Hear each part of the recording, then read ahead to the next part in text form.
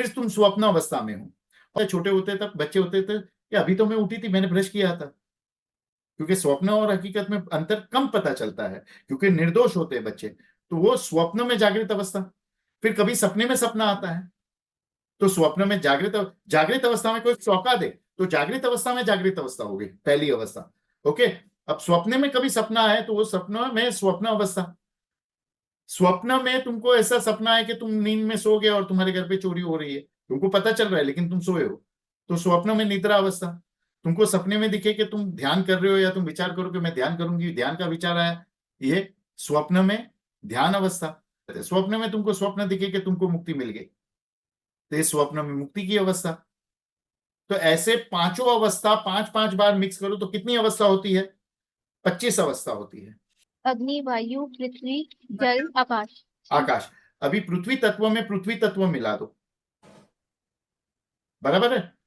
सोना, कॉपर और चांदी का कड़ा मिक्स करके पहनो, दोनों को एक कर दो, तो क्या हुआ? पृथ्वी में पृथ्वी तत्व, बराबर है। पृथ्वी में पानी मिला दो, कीचड़, तो पृथ्वी तत्व में जल तत्व। पृथ्वी में अग्नि मिला दो, पृथ्वी तत्व को गर्म कर दो, अग्नि मिला दो, तो गरम गरम जलता हुआ लोहा, भट्टी, गरम हीट। पृथ्वी में तेज, पृथ्वी में छेद कर दो, पृथ्वी में वायु, पृथ्वी में छेद करके उसमें से लाइट प्रसार करो, कैमरा, पृथ्वी में तेज। और पृथ्वी को अंदर से होल कर दो, खाली कर दो, एम्प्टी कर दो, तो पृथ्वी में आकाश, बराबर। तो ऐसे एक तत्व को पांचों तत्व के साथ मिलाने से 5 तत्व और मिलेंगे। वैसे पानी में पृथ्वी मिला दो, थोड़ा बर्फ डाल दो, ठंडा पानी, पानी में थोड़ा शक्कर डाल दो, मीठा पानी, शरबत, बराबर। तो ऐसे टोटल कितने तत्व है? 25। 25 तत्व वेद के हिसाब से है। समझ गए 25 तत्व कैसे हो रहे हैं? और उस 25 तत्व में 9 तत्व ये मिलाओ, कौन से? प्रकृति, पुरुष, कृणिका, माया, ईश्वर, सदाशिव, भैरवी, भैरव, ये 9 और मिलाओ तो कितने हुए? 34। तो शैविज्म के हिसाब से कितने तत्व हुए? 37। 34 और 3 और है, वो ब्रह्मा विष्णु महेश कह रहे हो या वो आगे सीखेंगे हम लोग। तो 25 और 3 37, 37 तत्व शैविज्म के हिसाब से है। वेद के हिसाब से कितने तत्व है? 25। और शैव के हिसाब से कितने तत्व है? 37।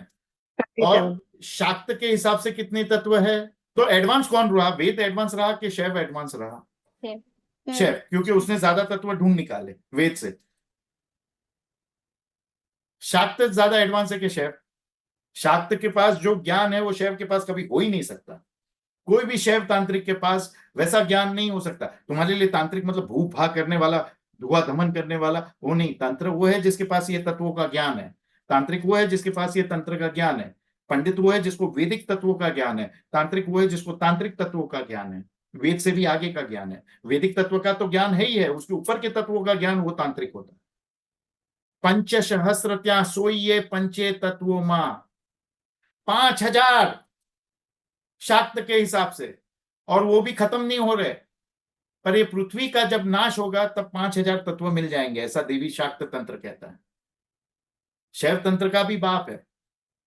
वेद ने 25 ढूंढे, शैव ने 37 ढूंढे, और शाक्त ने 5000।